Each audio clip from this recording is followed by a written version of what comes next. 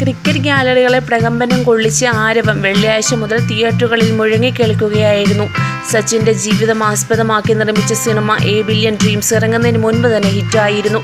Cricket പ്രേമികളടക്കം പ്രേക്ഷകർ ഇരുകൈയും നീട്ടിയാണ് സിനിമയെ സ്വീകരിച്ചത്. ചിത്രം ആദ്യ ദിനം നേടിയ കളക്ഷൻ സൂചിപ്പിച്ചതും അതുതന്നെയാണ്. റിലീസ് ചെയ്ത സച്ചിനെ ബില്യൺ ഡ്രീംസ് സംവിധാനം ചെയ്തത് ജെയിംസ് എറിക്സ് ആണ്.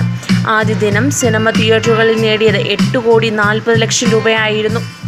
സിനിമയുടെ കളക്ഷൻ സംബന്ധിച്ച് വാർത്ത പുറത്തുവിട്ടത് ട്രേഡ് അനലിസ്റ്റ് തരൺ ആദർശാണ്.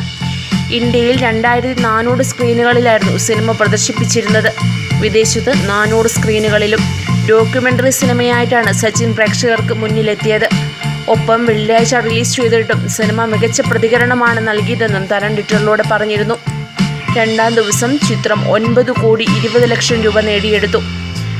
2 ദിവസങ്ങൾ കൊണ്ട് മൊത്തത്തിൽ 17,80,00,000 രൂപയാണ് സച്ചിനെ ബില്യൺ ഡ്രീംസ് എന്ന ചിത്രം നേടിയെടുത്തത്. വളരെ മികച്ച കളക്ഷനും നേടി ചിത്രം മുന്നോട്ട് പോകുന്നു. കൂടുതൽ ചലച്ചിത്ര രംഗത്തെ വാർത്തകൾക്കായി സബ്സ്ക്രൈബ് ചെയ്യുക മലയാളം ന്യൂസ് ചെയിൻ.